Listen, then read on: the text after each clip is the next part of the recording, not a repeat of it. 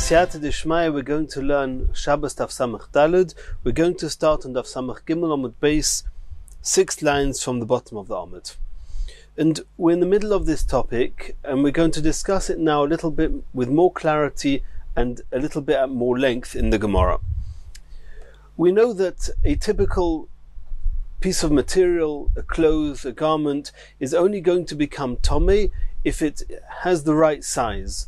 Whether it's 3 by 3 etzbois, fingers width, or if it's 3 by 3 tfachim, that depends which clothes, and it's a discussion we've had in the Gemara previously, much earlier on in the Masechta. There's another halacha that if it was a big piece of material, it was a big garment, and a person cut away a small part of it, then in order for that small part to still be able to become tomei, to still have the status of a beged, it needs to be at least a minimum size of 3 etzbois or 3 tfachim. However, something that was woven and was initially made to be used for a very small size, whether it's to hold needles or whatever else it might be, if the original purpose allowed it to be made much smaller than the measurements we mentioned, then they will still become tomei. They are considered a beged, a material that can become tomei, even if it's much smaller than the shiurim we mentioned before. And that's called orig. If it's woven, then provided that it was initially made to be this small. If you had a big garment and you cut off a piece that was this small, it would be too small to become tomei. But if it was initially made this way, then it can become tomei. Let's see the Gemara. Tanu Rabbanon. Orig kolshu. If something was woven initially to be used even a very small size, tomei, it has the status of a beged, of a cloth, of a material, and can become tomei. V'tachshit, an ornament. Kolshu, however small it is, if it's an ornament, tomei, it can become tomei. Orig v'tachshit, if you have something that's very, very small, the whole thing is kolshu, it's only something very small, and within that, part of it is woven, and part of it is a tachshit, is an ornament. So it's orig v'tachshit kolshu. Even there, the halacha is tomei. It's still going to be considered as a kli, and it has the halachas of tumah. Now the Brisa carries on some words which we're going to have to discuss in the Gemara. Moisif sak al habeged shetomei mishum orig. Sak is a material typically made of the hair of goats. The hairs themselves had been spun into threads, and those threads had been woven into a sackcloth. That's the typical sackcloth. And so the Brisa says that a sackcloth can become tomei in circumstances that other materials called beged will not be able to become tomei, and it's mishum orig. Since it's considered orig, it's considered woven, therefore it can become tomei in places where other materials will not become tomei. And the Gemara is going to ask that doesn't make sense, because if whatever condition the sack is going to become tomei because it's orig, because it's been woven, every other material's also been woven. All materials, or almost all materials, as we'll see, are woven. So how can sack have different halachas than those of beged? And the Gemara is going to ask that and discuss it. So this is the end of the Brisa. And now we're going to find the sources to these halachas in the Brisa, some of which we've seen at the end of the previous Gemara.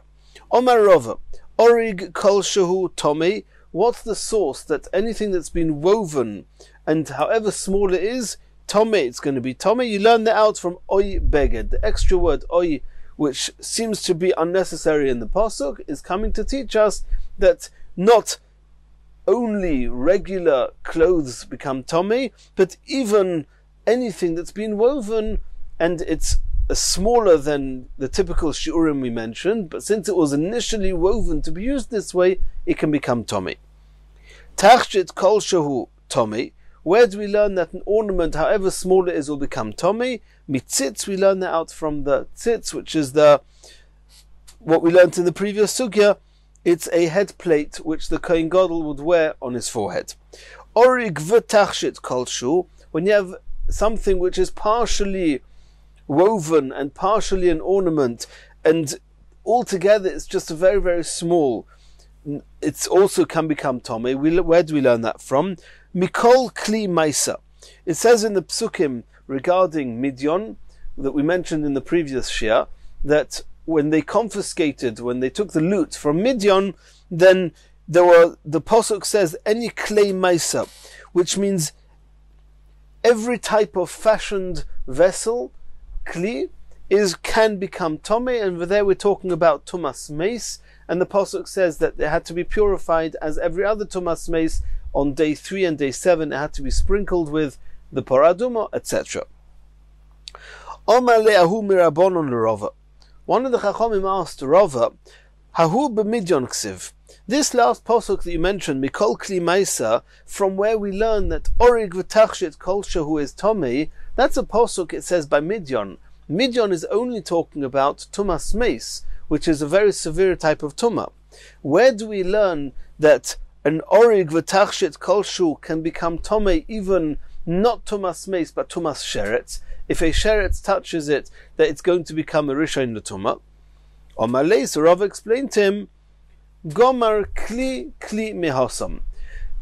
The pasuk says Mikol kli maisa, and in the parasha that discusses the shrotzim explicitly, there's a pasuk v'chol asher yipoil olav mehem. If any of these shrotzim fall onto them b'moisam when they're dead, yitma, they can become tomei. Onto what can they fall and become Tomei? Mikol kli eitz, oy beged, oy oyer, oy sok, kol kli ashiyasim melocha, bohem, b'mayim yuva v'tomei ad ore v'toher. So from this extra word, kol kli ashiyasim melocha, we learn out from there that even, it's a gzeira shava, kol kli, from the kli maisa, mentioned by Tumas Meis. In the same way as by Tumas Meis, we learn from there that Orig v'tachshit kol shu Tomei. So too regarding Tumas Sheretz, Orig v'tachshit kol shehu can become Tomei. Continues the Gemara. Moisif sak al habeged shetomei mishum orig. This is what we mentioned in the Brisa, that there are conditions that this sak, which is made of the hair of goats, can become Tomei in conditions that other fabrics will not become Tomei, and the reason that this sak will become Tomei is because it's woven. Asks the Gemara, Otu beged lav oriku? All other materials all other fabrics that are made into materials, they're all woven. How can there be a halacha that applies to sak that does not apply to other materials, when the reason it applies to sak is because it's woven and all other materials are also woven? Says the Gemara Hachikom, I'll explain to you what the Brisa means. Moisiv sak ala beged afal pi she'enoi orig tomei.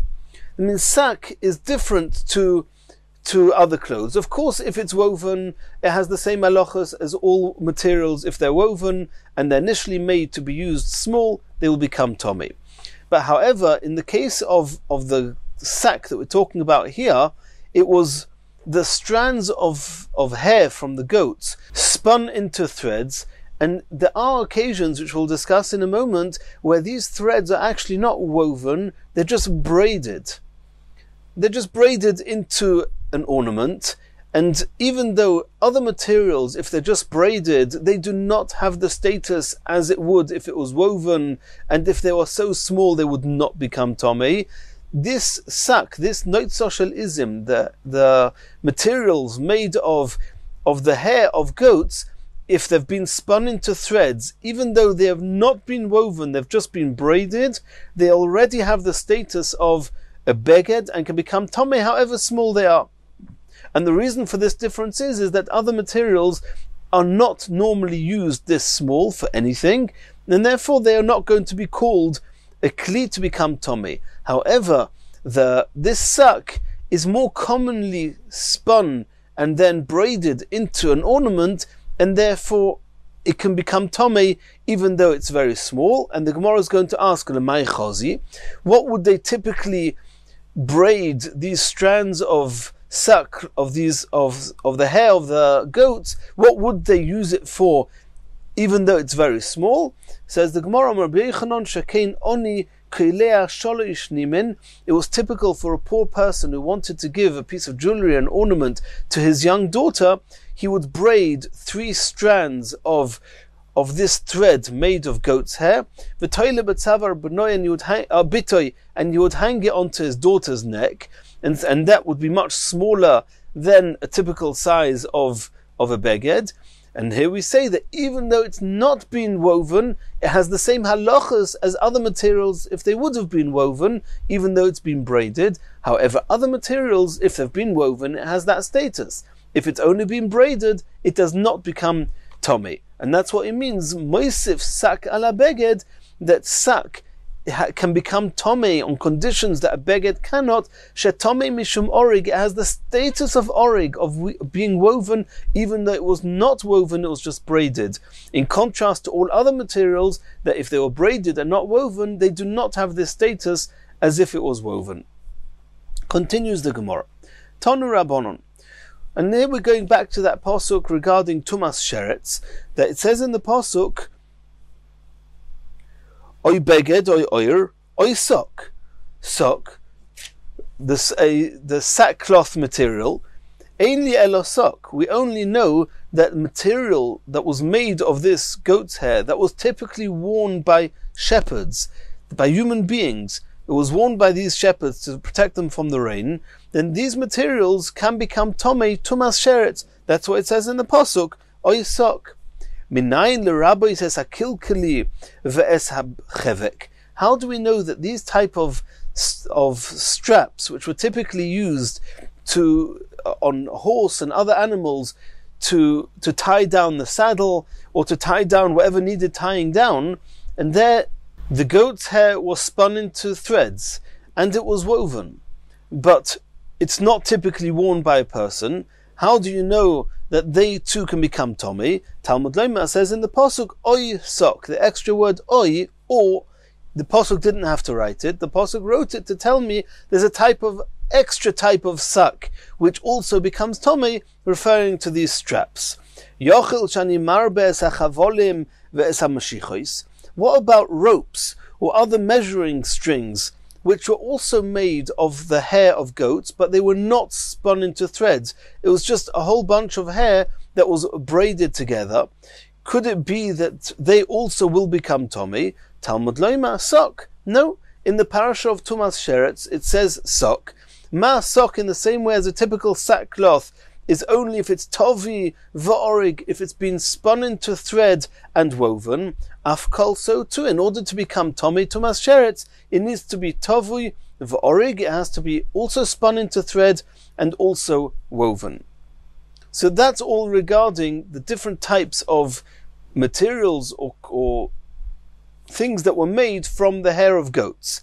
And that's all regarding tumas sheretz. How about tumas meis?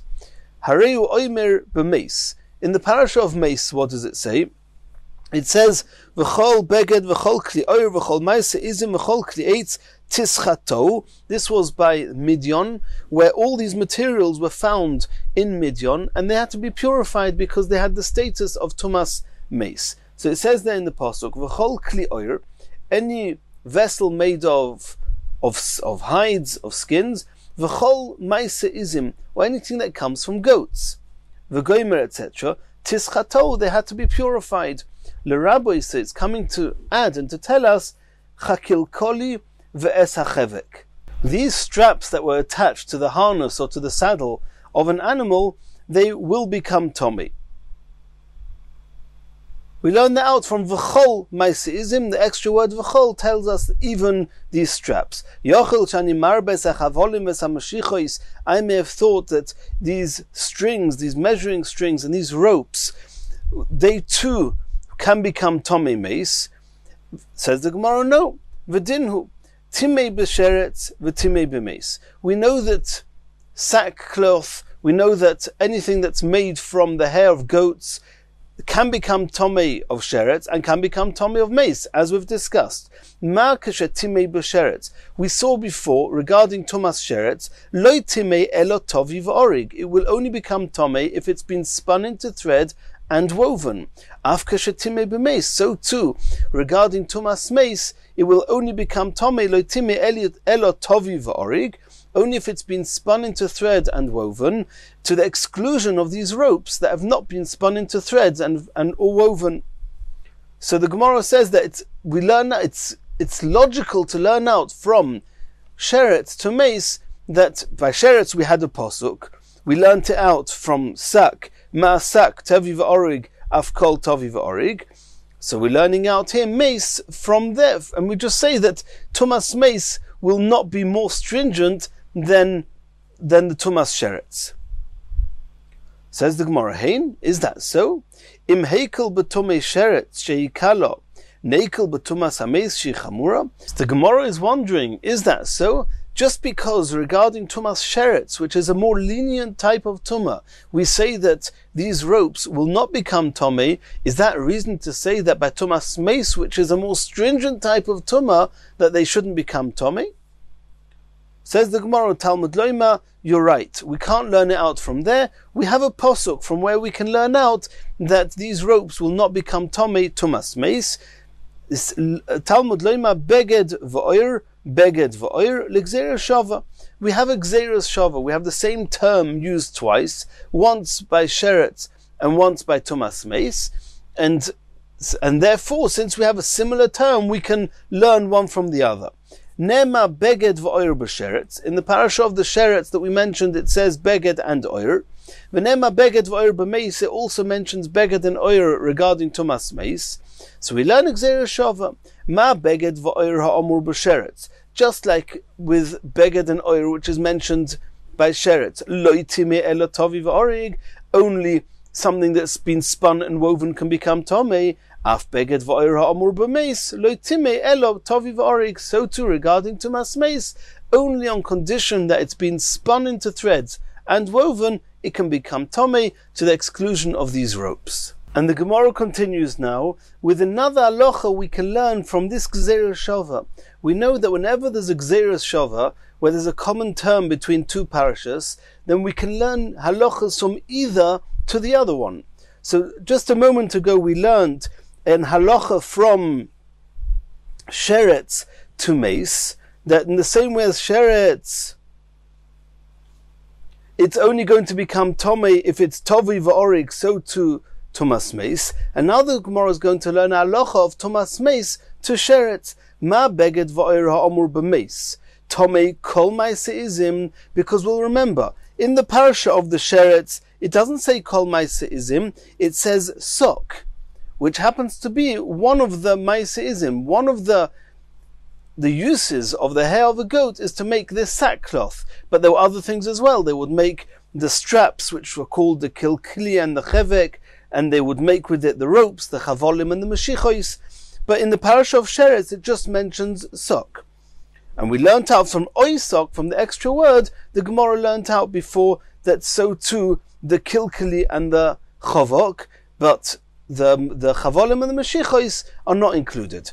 But in the parasha of tumas meis, it doesn't say sok, it says kol ma'aseizim, anything made of goat's hair. So the Gemara says in the same way as by tumas meis, kol ma'aseizim, which includes the kilkili and the chevek, and soon we're going to see why the Gemara is bringing another source to say that kilkili and chevek are tomei tumas meis. We learnt it already before from oisok, but it says that ma beged v'oira amur b'meis tomei kol ma'aseizim af beged v'oira amur b'sheretz tomei kol ma'aseizim. So too regarding tumas sheretz, any ma'aseizim, even though it doesn't say ma'aseizim, it only says sok, but any ma'aseizim, including the straps, the kilkili and the chavok, are also learnt out from meis that they can become tomei. And this is in spite of the fact that the Gemara before learnt this out from oisok. Says the Gemara, Ein li elodova abo min ha'izim. The posuk that says by tumas meis kol ma'aseizim is only thing. I may have thought that it's only material that come from the hair of goats. Minayin rabbis dova habo mizonov hasus or mizonov haporo. How do I know that if a type of material, an object was made from the hair of the tail of a horse or the tail of a cow, How do I know that that can also become Tomei? Talmud loima oisok. We learn it out from the extra oisok that it says in the parasha of Sheretz. And here the Gemara is going to ask, we already learnt before that the kilkeli and the chevek, these straps made of the hair of goats, are Tomei Tumas Sheretz. We learnt it out from oisok. Here we have a double problem. From oisok we learn out that even strands of the tail of a horse and the tail of a cow can also become Tomei, and we find and we bring a different source to say that the kilkeli and the chevek can become Tomei. We learn out from Tumas Meis where it says Kol Maiseizim. So the Gemara is going to answer. Before we knew about this Gzeira Shova, that we can learn out Oyer ubeged from Sheretz to Meis and Meis to Beged to Sheretz, before we knew the Gzeira Shova, then we learnt out that Tumas Sheretz can apply even to the kilkeli and the chevek. However, now that we have the Gzeira Shova, we hashta the Osi Gzeira Shova ayatirle. Now we can learn out the kilkeli and the chevek from the Gzeira Shova. So the extra oy is now left over. So what do we learn out from the extra oy? To tell us that even the strands of hair from the tail of a horse or a cow can also become Tomei if they are made into an object, into a usable object.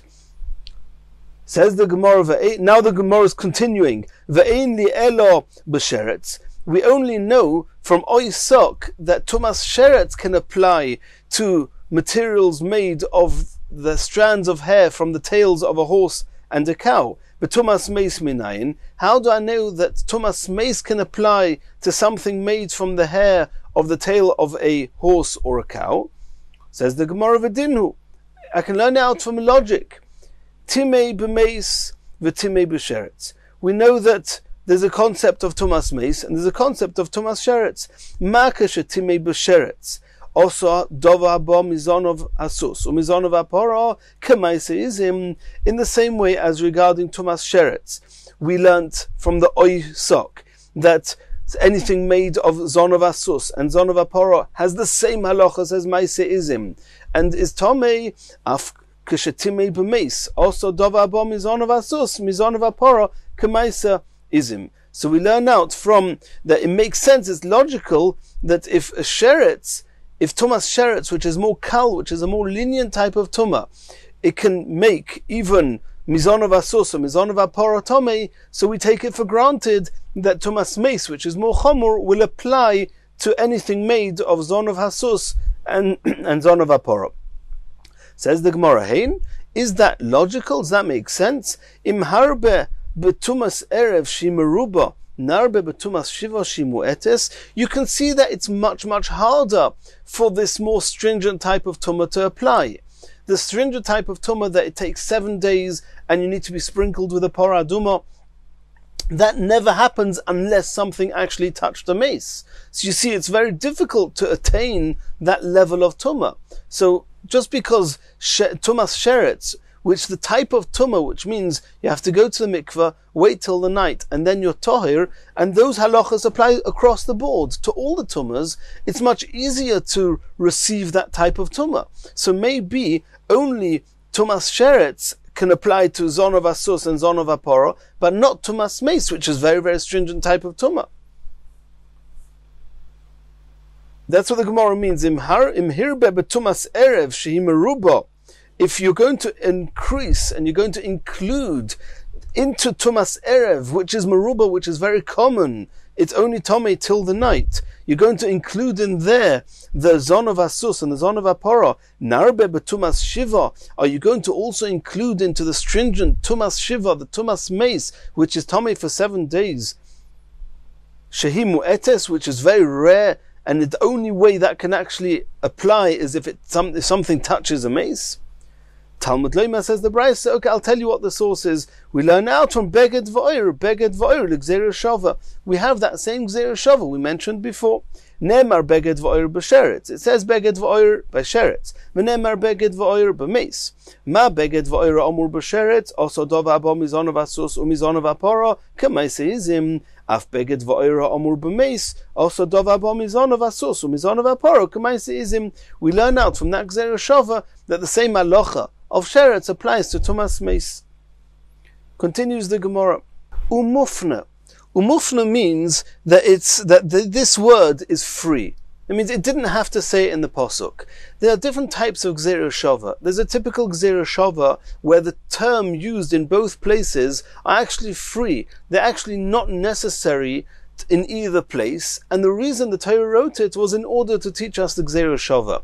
Such a type of gzera shova, you can't ask any questions on it.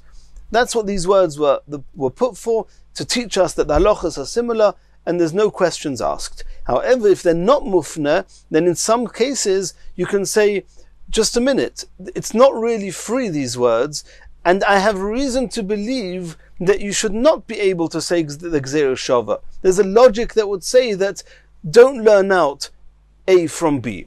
Let's see inside.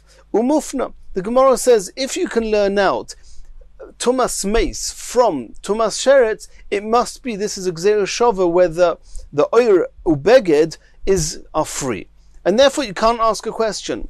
Di lav mufno, if they would not be free, ikal mifrach, I would ask you a pircha, I would ask a question on our ability to learn from sheretz to meis.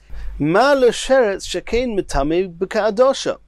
There is a certain element of stringency in the sheretz that you don't have by a tumas meis. In order for something to become tomei from a mace, the mace has to be the size of a kazayas, the size of an olive. However, in order to be mikabel tumah from a sheretz, it's enough if the sheretz is the size of a lentil. And that's a chumrah, that's a stringency. So how can you say that just because sheretz is also mitame, by the zon of asus and zon of aporo, we learn out the gzera shova, so to tumas meis. You can't learn out tumas meis from tumas sheretz, because there's a certain aspect that tumas sheretz is more chomor than tumas meis. Says the Gemara, loi, the truth is, afnuya mafne. The words beged and oyer are free, it does not need to say it. And therefore, even though you've got this pircha, you've got this question, since these words are free, there's no questions asked. Why is it free? Mech de sheretz iskash l'shichva zera. There's the tumas sheretz is written next to the tumah of shichva zera, and we compare the two. Dechsiv, it says in the pasuk, ish mizera arin hu tzarua v'hu tzarua izov b'kadoshim lo yochel ada sheyitor v'nagea b'chol tomi nefesh oy ish asher teitzim menu shichva zera. So that's what the pasuk says. It says ish asher teitzim menu shichva zera. V'samech le, and the next pasuk it says oy ish asher yiga b'chol sheretz asher yitmaloi oy ba'odom asher yitmaloi l'chol tum osoi. The Gemara says v'samech le ish asher yiga b'chol sheretz. Uchsiv bei b'shichva zera, and by shichva zera it says v'chol beged. In this second pasuk we just mentioned, in the pasuk, in a different parasha it says by shichva zera v'chol beged v'chol oyer asher yiyeh olov shichva zora v'chubas b'mayim v'tomei ad orev. So if we have a hekesh, if the shichva zera and sheretz are written together, and by shichva zera it says explicitly beged and oyer, then why do I need to say beged v'oyer explicitly by the sheretz? Says the Gemara, beged v'oyer the kosav rachmonu b'sheretz lomali. Why does it have to be written there? Shma mino le'afnuye. So we see from here that the beged v'oyer written by sheretz is free, and therefore we can learn gzera shova and not be able to ask on it a question that there's an element of chumrah by the sheretz. Ask the Gemara, v'kati mufnu mitzad echotu. It's true that the beged and oyer that's written by sheretz is free, but the beged v'oyer written by tumas meis is not free. And the Gemara says, if, according to the opinion that holds that gzera shova, where on one side it was mufne, it was free, and the other side not, then ein meshivin, you cannot ask a question, you cannot refute it, then it's fine. Over here, on one side, on the side of the sheretz, beged and oyer is mufna, is free, and therefore you cannot ask the question. According to the opinion that says that if the gzera shava is only free on one side, then even though you can make such a gzera shava, but if you have a question on it, if you can refute it, then we don't learn with the gzera shava ma'ikele meimar. What are you going to say here? How can you learn out mace from sheretz with this gzera shava regarding the zon of hapora and the zon of asus when we have a pircha on the gzera shava? Says the Gemara, the mace nam yafnuye mufna. The truth is that even beged and oyer that it says by Tumas mace is also free. It also didn't need to say it. Why? Mechte mace iskash l'shichva zera. We learn out there's a hekesh between Tumas mace and shichva zera. Tichsiv, it says in the pasuk, V'anegea b'chol tomei nefesh oy isha sheteitzi mimenu shichva zera uchsiv b'shichva zera v'chol beged v'chol oyer. Right, we have one pasuk that puts together the shichva zera and the tumas mace. We have another pasuk that mentions by the shichva zera explicitly. It mentions the beged and the oyer. Beged v'oyer dekosav rachmona b'meis lomoli. So why does it have to say beged v'oyer explicitly in the parasha of tumas mace? Shma mino la'afnuye, to tell us that these are two words that are free. So now we have a beged v'oyer which is free by the sheretz, beged v'oyer which is free by the tumas mace. So we have a gzera shava that you cannot refute. From that gzera shava we learn from tumas sheretz to tumas mace that even some type of material or anything that's made from zon of asus and zon of apora can also be mekabel not only tumas sheretz but also tumas mace. Continues the Gemara. The Gemara is now going to discuss another pasuk that in the parasha of Midian, that when Klal Yisrael took over Midian and they took everything that they found from Midian, we learn from there that all the items, everything they confiscated from Midian, had the status of Tumas mace on it. And the Gemara has already discussed it. Now the Gemara is going to discuss another pasuk there. It says in the pasuk, V'nakrev es korban Hashem. We have brought a korban to Hashem. Who brought it? Ish Hashemotza, any man that found in Midian any of the following: Kli zahav, golden vessels; etzoda, anklets, v'tzomid, or bracelets; tabas, rings; ogil, we'll soon see what that means; and ogil, v'kumaz, we'll soon see what that means. Says the Gemara, Omer Beloza, ogil, what is an ogil? Zetfus shel dadin.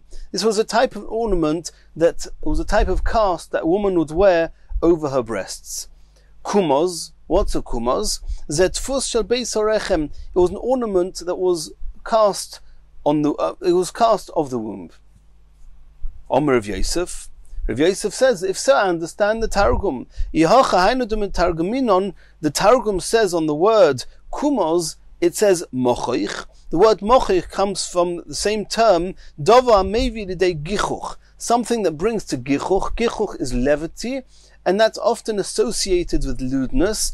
And now we know that this kumaz is the tfus shel beis harechem. We can understand why the Targum should say that levity and lightheadedness is associated with the kumaz. Continues the Gemara, Omale Rabba. Rabba said, I don't need to go as far as the Targum. Migufa de krosh mamino.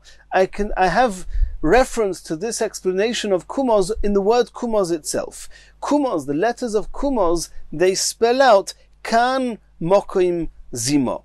Here is the place of lewdness. So that alludes to us that the kumaz is the tfus shel beis harechem. Continues the Gemara on another pasuk in that same parasha. Vayiktzayif Moshe al pekudei achayil. Moshe was angry at the commanders of the army. Why? Omer of Nachman, Omer Rabba bar Avua.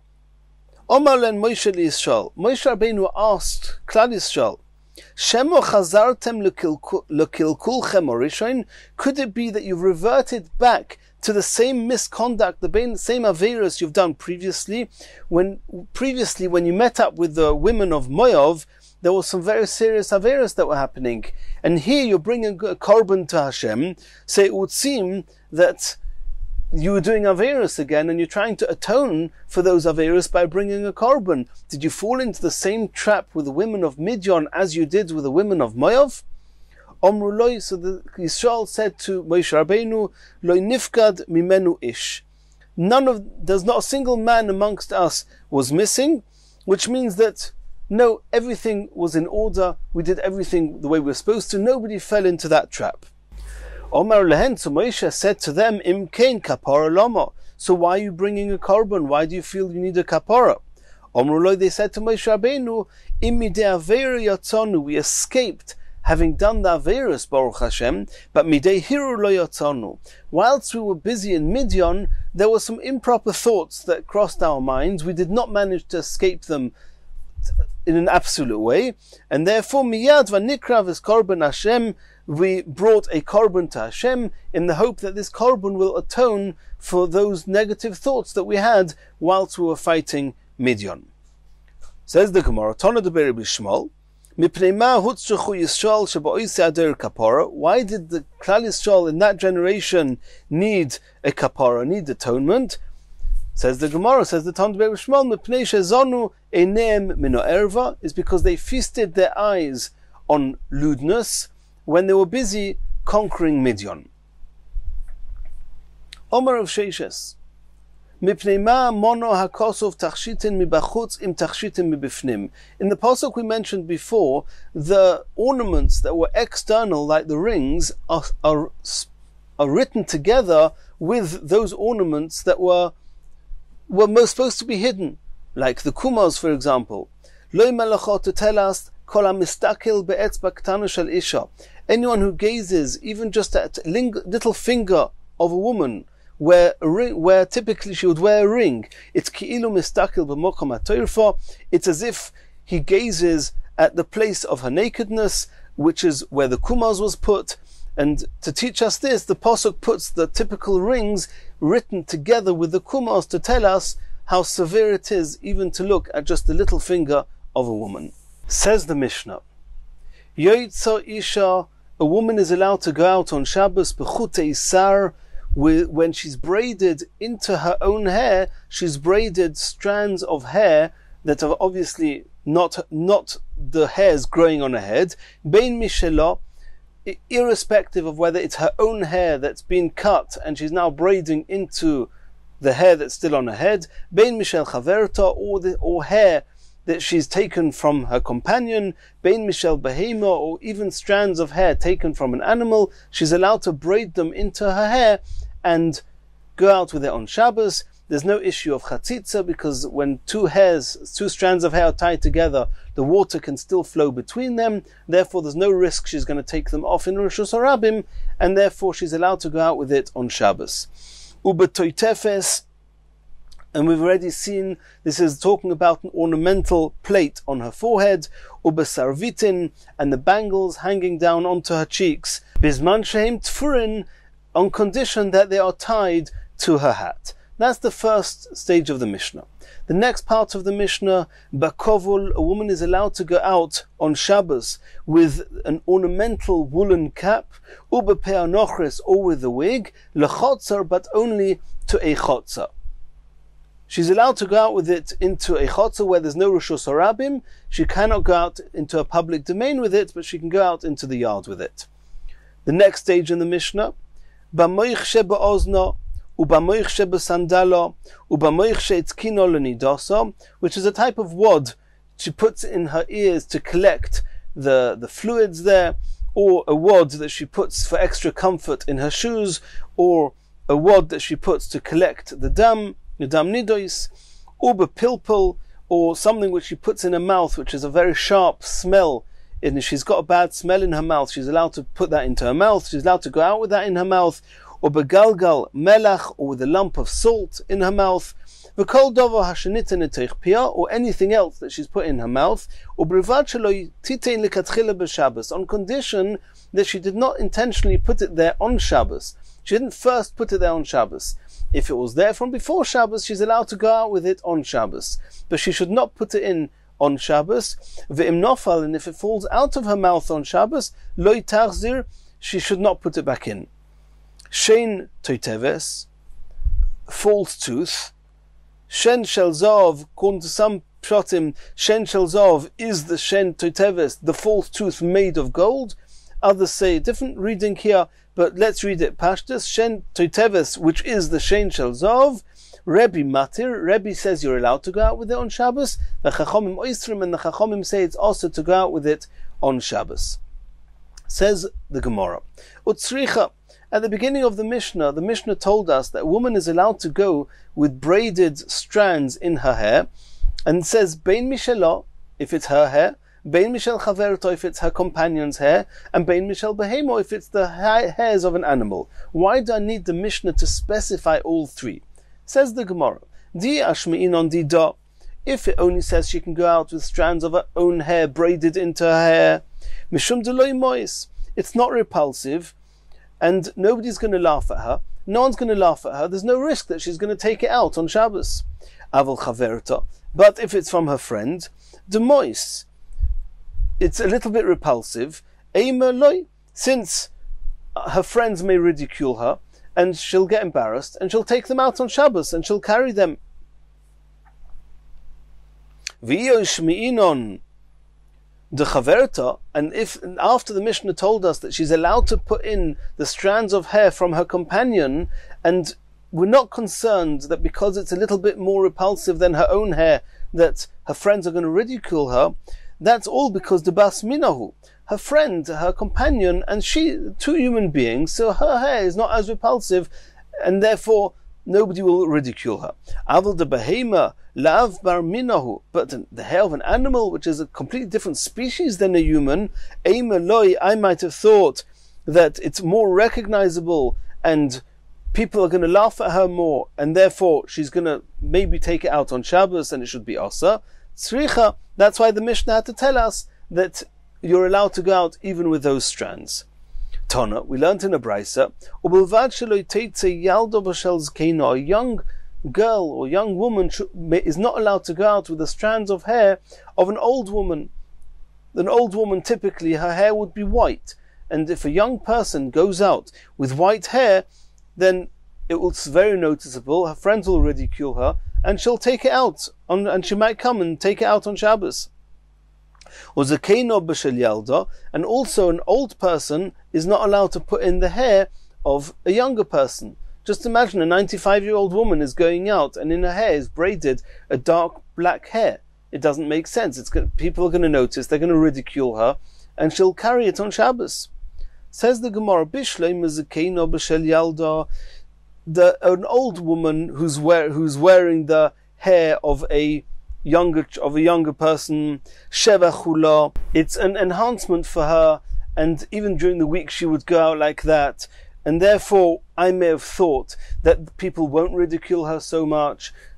So I need to tell us, no, she's not allowed to go out with it on Shabbos. Elo yaldo b'shel zkeina amai. But why do I have to say explicitly that if a young girl, young woman wears the strands of hair of an old woman, that she's not allowed to go out with it on Shabbos? G'nai, it's very repulsive. It's not a normal thing to do. It doesn't enhance her in any way. So of course she cannot go out with it on Shabbos. So why does it have to say it? Says the Gemara, once the Brisa already tells us that an old woman is not allowed to go out with the hair of a young woman, so the Brisa also tells us that a young woman is not allowed to go out with the hair of an older woman. Continues the Gemara.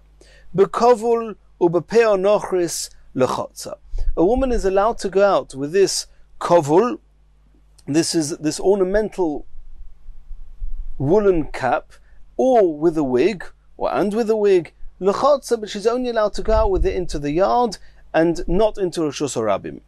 Omar Rav said, Kol she'osru chachomim lotzis boilu Rosh Hashanah. Anything that the chachomim said in this whole perek, wherever we've seen that the chachomim say she's not allowed to go out, osur lotzis boilu chotza, she's not even allowed to go out into a chotza with it. And Rashi brought this at the beginning of the perek. We mentioned it on Daf Nun Zayin or Medalef, that she's not allowed to, she shouldn't wear it at all, even in the chotza. Chutz mi kovul upeanochris, besides for this cap and a wig, a sheitel, where those are different, and she's allowed to go out with them, but only to the chotza, only within the parameters of her home, not into Rosh Hashanah. Rabbi Anoni bar Sosain Mishmeid Rabbi Shmuel Omar Hakol Kovel. It's said in the name of Rabbi Shmuel that the whole perek has the same halachos as Kovel. That when the Chachamim said you're not allowed to go out, it's only to the Rishus Harabim. But in a chotza, she can go out with all of them because she's not carrying. Tanan, we learned in our Mishnah, Bekovul ubepeor nochris lechotza. She's allowed to go out with the kovul and the peor nochris, but only to the chotza.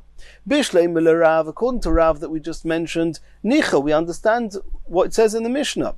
That Rav said that besides for the kovul and the peor nochris, all the other things are also even in the chotza. So I understand that the Mishnah is singling out these two. We'll soon have to see why, but these two are different. According to him, it's a question. What's different, the kovul and the peor nochris, from the whole Mishnah? Why is this specified here that she can go out into the chotza? Says the Gemara, Reb Anoni bar Sosin mishmeid man ka'omarle. Who did he say? In the name of who? Mishmeid Rabbi Shmuel bar Yesi. He said in the name of Rabbi Shmuel bar Yesi. Even though when we read the Gemara, in our text in the Gemara, it just says in the name of Rabbi Shmuel, but it's clear here that it means Rabbi Shmuel bar Yesi. Rabbi Shmuel bar Yesi Tana. Rabbi Shmuel bar Yesi was a Tana, but Upalig, and he could argue with the other Mishnayos. So it's true that it seems from all the Mishnayos, and it's apparent in our Mishnah, that only Kovul and Peor Nochris she's allowed to go out into a chotza, and all the rest not. Rabbi Shmuel argues with that, and says that all the Mishnayos, in all these things, she can go out into the chotza, just not into Rishus Harabim. Says the Gemara, V'Rav Maishnohani. So Rav that we started with, and that's what we see in our Mishnah, then all the things mentioned in this parak, a woman is not allowed to go out even to a chotza, even though she's not carrying there. It's not called carrying. In the chotza is a Rishus HaYochid. You can carry what you want there. Even a burden you can carry in Rishus HaYochid. So why is the kovul and the peor nochris different than in the chotza it's mutter? Maishnohani, Ula said an amazing thing. Kedei sheloi tizgane al balo. In order that she shouldn't become repulsive on her husband, the Chachamim wanted there should be something left that a woman can adorn herself with, even on Shabbos, at least in the parameters of her home, that to find favor in her husband's eyes. Kedetanya, we saw in the pasuk, v'hadova b'nidasa. The pasuk says that hadova b'nidasa, v'hazova izoyvel, etc. What does it mean, hadova b'nidasa? It means, the word nidasa means separation. She should be separated from her husband. So the Zakenim Arishonim Amru, the elders of the first elders, they said that they're going to do things to make sure that she should be separated from her husband. What did they say? Sheloi tikchoil, that she should not apply any eye makeup. Veloi tifkois, veloi tiskashet b'bigdei tzivoinim. She shouldn't beautify herself in any way with the clothes that she's wearing. Ad shebara Bakiva, v'limeid, until Bakiva came and taught them that imkein atomegana al bala. What you're doing is you're making her be repulsive to her husband. V'nimtza bailo megarsha, and it could happen that consequently her husband will divorce her. Eloma Talmud loima v'hadova b'nidoso. What do the words v'hadova b'nidoso come to teach us? B'nidosa tehei ad shetovi b'mayim, that she remains in a state of tomei, in a state of nida, until she immerses herself in water, until she goes to the mikveh.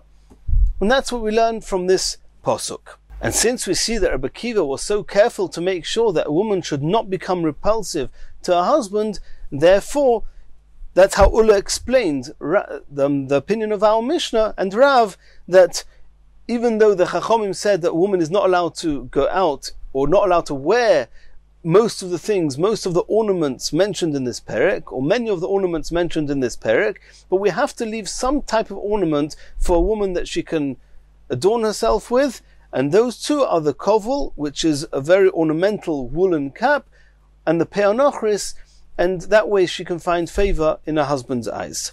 Continues the Gemara. Omar Rav Yehuda Omar Rav, Kol mokim she'osru chachomim mipnei maras ha'ayin. Anywhere where the chachomim said, don't do something because people might think you're doing something wrong. And Rashi brings an example from a perek, from halacha we learned early on in this perek, that one is not allowed to go out with The camels are not allowed to go out tied to each other in a row, because it looks like you're taking them to the marketplace, and you're not allowed to take them to a marketplace on Shabbos. So anything that you're not allowed to do because people might think you're doing something wrong, afilu b'chadrei chadorim, even when you're in the confines of your inner chambers, your private chambers, nobody can see you, nobody's going to make that mistake. Nonetheless, once the Chachomim said it's asur even b'chadrei chadorim. Says the Gemara, Tanan, we learned in the Mishnah, v'loi bezug, you're not allowed to go out with an animal, afal pi, which has a bell, afal pi shepokuk, even though the bell is plugged up, it's not making any sound, which would be a problem on its own right. But even if it's plugged up, he's not allowed to go out with it. Why? Because it looks like you're taking it to the marketplace to sell it. In another brayso it says explicitly, you're allowed to block up the bell on its neck, and you're allowed to go for a walk with it in the chotza, because you're not going to Rishus Harabim.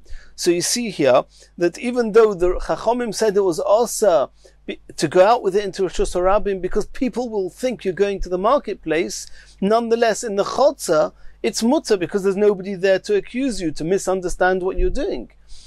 And this seems to contradict what we just said in the name of Rav, that once the Chachomim said something was osur because of Maris Ayin, because of what people might think, it's osur even when people can't see you. Says the Gemara Tanoi, it's actually a machloikas Tanoim. The Tanya we learned in the Brisa. Shoitchon bachamo avaloi keneged. If somebody's clothes got soaked in the rain, then he's allowed to spread them out in the sun on Shabbos in order for them to dry. Avaloi keneged, not where people can see you, because if people will see you, they'll think that you actually washed your clothes on Shabbos, which is seriously osur. So you see here clearly that even though you're not allowed to do it in front of the people, you're allowed to do it when they can't see you. Rabbi Elazar, Reb Shimon Oisrim, Rabbi Elazar and Reb Shimon, they say that once it's also to do it when people are watching, you're not allowed to do it even when people are not watching. So you see there's a machloikas tanoim, whether something that's also mishum maras ayin is also even b'chadrei chadorim. And therefore, Rav, who said that Kol mokim she'asu chachomim b'pnei maras ayin afilu chadrei chadorim, also is following, was the same opinion as Rabbi Elazar and Reb Shimon. And the Mishnayos and the Brises that we saw, that he's allowed to go out with a blocked up bell in the chotza where nobody's going to accuse him, that is following the Tanakama of that Brisa. And in Mirz Hashem, in the next share, we're going to continue from here.